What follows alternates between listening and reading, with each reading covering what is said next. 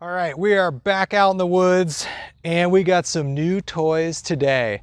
So if you've been following this channel for like the last year, you know that I've kind of gotten like on and off with the hammock the last like 18 months. I had some like weird issues. I did a video with the duplex. I talk a lot more about that, but earlier this year when we got wind of what Dutch was cooking up in his lab, I got pretty interested. So we have right here the all new Dutchware Banyan Bridge hammock. Now I'm not really familiar with bridge hammocks. Honestly, we went up to Wisconsin a couple months ago and there were a couple guys up there. I don't remember if they were, one of them was definitely using a bridge hammock, but they were using ridge runners. And they were preaching the gospel of the bridge hammock. I mean, they were saying it's significantly more comfortable, it's better for side sleeping, it's just all around a much more comfortable lay than a traditional gathered end hammock. So that's when my interests were first like piqued about it just a little bit. Then Dutchware releases the Banyan Bridge hammock and Spacgyver got in my ear and Spacgyver was telling me just how comfortable this hammock is. And then Spacgyver started releasing a couple videos on it. And I was definitely sold enough to get one and really check it out. So we have it set up here. We're gonna talk about first impressions. We've got Sam in there. We got Andy here. We got 3 hammockers. We all laid in it. We're gonna go through some of the features. We'll go through some of the specs and just a solid first impression of this hammock. So first, before we dive into the first impressions, this is made out of his Hexon 1.6 fabric. Our chameleons are actually made out of Hexon 1.0, so it's a little bit heavier fabric. Right off the bat, the cool thing about this hammock and the cool thing about a lot of Dutch's hammocks is this is built to be incredibly modular, like his chameleon. So it's got a bunch of options. I've got a couple of them in here. I'll throw some stuff up on the screen right now, but it's modular, which is sweet. So you can have it with the bug net, you can have it without the bug net. You can get the winter top cover is really sweet. So it's a modular design, just like his chameleon, Hexon 1.6, and there's a whole host of accessories you can get for it. We've got a head organizer in here. We've got a foot pocket. We've got the Ridgeline shelf organizer, which is the coolest thing. I'll show you right now. It's basically like a saddlebag design. So you get a shelf in there and then you get 2 Ridgeline organizers, and then you can also get just the regular shelf. So a lot of options, very modular. I'm loving this Ridgeline shelf organizer. Wouldn't you say, Sam? This is pretty cool. Oh yeah, no, you could get by with just this. You could get by with just this, but of course, you know, we had to trick it out. One thing I do need to mention is this hammock, when this hammock comes, when you get it, you have to assemble it yourself. So you have to put the ridge lines on. I did not have to do that because Dutch is really nice and didn't want me to screw it up. So he assembled it for me, but you do have to do that on your own if you do get this hammock. So let's talk about the first impressions and what is cool about this hammock. Right off the bat, I love this Ridgeline system. I mean, wouldn't you say it's so much more cavernous in here with the 2 ridge lines? Yeah, the interior volume is larger. You don't feel as cramped. It's just wider, and yeah, you can almost feel like you could sit up in it. And another really cool thing I like about this is because it's not a gathered end, you can see out of both sides. So in a gathered end hammock, you'd have all this fabric right here, depending on what your lay was, and you don't have this right now. You have a much bigger field of vision, of course, without the tarp on top. Yeah. So first impression, I really like how the Ridgeline works out.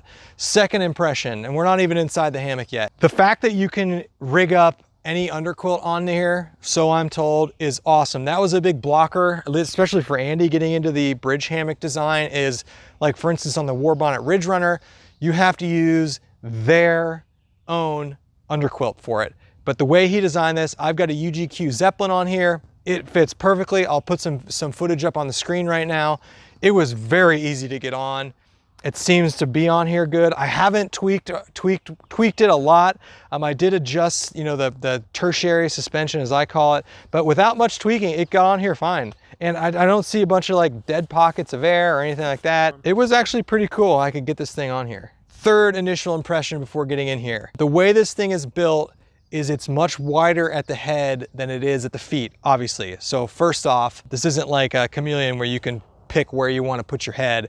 Your head goes up here and your feet goes down here, but it's a lot wider up here at the top than a traditional gathered end hammock. Like, I don't feel squeezed in there at all. I mean, you look pretty cozy. No, you could put your arms behind you and push them out a little bit and move from side to side. And when you shift positions, you're not, you don't feel like the whole thing's going with. So getting into the hammock, this thing is much more comfortable than a gathered end hammock. I mean, it is. Andy agrees, Sam agrees, I agree. It just is. Now, obviously it's a lot heavier. I'll throw the weight up on the screen, but it's not that much heavier. And if this is gonna be your go-to hammock, check out Spaguyver's video. You can get carbon fiber poles, which shed off a couple ounces. I don't have those, obviously, but it is heavier, it is bulkier, it is just bigger. You gotta carry these poles. That's primarily the disadvantage. And you can't flip where your head or your feet go. That's set. Head goes here, feet goes here. If you want to change that, you'd have to physically move the entire hammock around. So that might be a downside to some people. I really like how the bug net works. Like, it's a 360 zip. You can zip it all off if you want to. And I really like the full field of vision you can get. Sleeping, or at least I haven't slept in this yet. I'm taking this on a 7-day trip in like a couple days. I'm going to use it for all 7 days. That's how much faith I have in it. Definitely getting on your side is much easier in this hammock. You don't have there's no calf ridge, obviously, so you have no ridge in there at all. You definitely lay flatter in it, I would say, wouldn't you agree? Yeah. You get flatter in it, you can lay on your side easier. I'm a side sleeper. Now, some people worry about how tippy this hammock is. It's tippier than a gathered end hammock. It just is. That's how it was built. But it's not that bad. Now, I have not put a pad in here yet. I'm going to try that. All right. Brief intermission because I had to discuss this. I immediately went into my garage, put up the eye bolts, and got this hammock set up because I wanted to talk about the use of the pad in this thing. So that's a Nemo Tensor ultra wide, ultra long pad. It's way too big in there. There's a good shot. With a pad in there, you get so flat. I mean, so flat. And so I have this filled up about, I don't know, 50 to 60% full, which is probably too much. But I just got in there.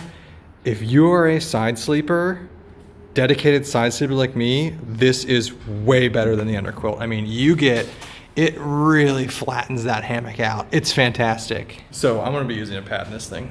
I never thought I'd be a pad guy. Also, this is a much better hang than I am showing in the video currently. That was a bush league hang.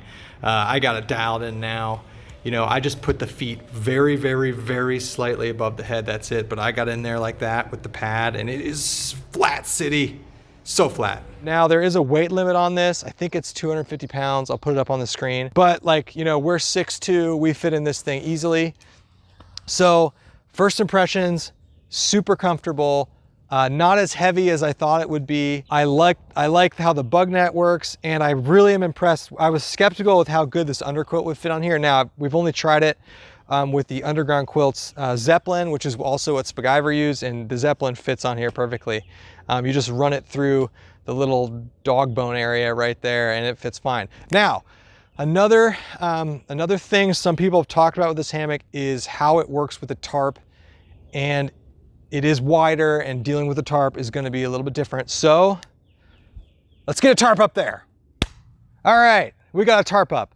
So you're looking at the Light AF 12-foot Dyneema tarp with doors. There's a couple things going on here. So first, I'll throw some video up on the screen. I've got this in the worst case tarp condition. I don't have porch mode, I've got it down. This is like what I would consider storm mode.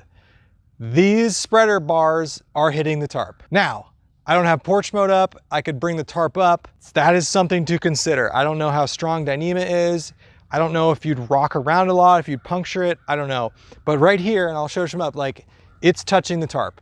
I'm not worried about it, hitting or puncturing it right now, but it is touching it. I would strongly consider using porch mode with this tarp, at least pulling up one side or bringing the tarp back up. The good news is though, on both ends, I'm able to shut the doors. Definitely on the foot end. I'll show you what the doors look like on the head end. There is a gap there. I was able to totally shut them on the foot end, a little bit of gap on the head end, but I didn't think I'd be able to use the doors at all. So you can definitely use the doors, but no. The tarp gets a little dicey. I would definitely alter how I use a tarp with this tent. I would definitely use porch mode. I always use porch mode though, so that's not a big deal. And I tend to hang my tarps really high anyway. But if you got a bunker down and storm mode this thing with the doors, you're gonna be touching the tarp a little bit. I honestly don't know if this would puncture the tarp or not. I don't think it would. I don't know, but it's touching the tarp, unlike a gathered end. So just know that. But honestly, it sets up better than I thought I would with the tarp. Now, getting in and out of this thing, that's gonna be a little bit dicey with this thing down because that hammock's gonna shift up when he gets out. So you gotta be careful about that. But like Spaguyver says, I would just use porch mode with this and maybe pitch your tarp a little bit higher. But this is a big tarp, doors are shut. You can see he's sealed off in there, totally fine. So it's really not that bad. That might be the only minor negative thing about that is because it's so wide, you gotta play with how you pitch your tarp. And I could have pitched this tarp wider, you know, I could have brought it out a little bit more, but I wanted to pitch this in like total storm mode and see how this hammock did in there. So there it is, it works, but just know you're gonna be touching the tarp if you really bring it in. I don't think it's that big of a deal. Use porch mode. There you have it, first look at this hammock. It's pretty awesome. The fact that I'm blindly bringing it on a 7-day trip without having sleeping in it before shows you that I have confidence in it. So I'm pretty excited to try this out. First thoughts, pretty cool, very comfortable. Maybe, you know, some nuances with how you use the tarp, maybe some nuances with how you get the undercoat in there, but otherwise it looks like a sweet hammock. Classic quality built Dutch product, totally modular, which is awesome. Not that much heavier than my standard hammock setup, so I'm bringing it, I'm excited. That's the Banyan hammock.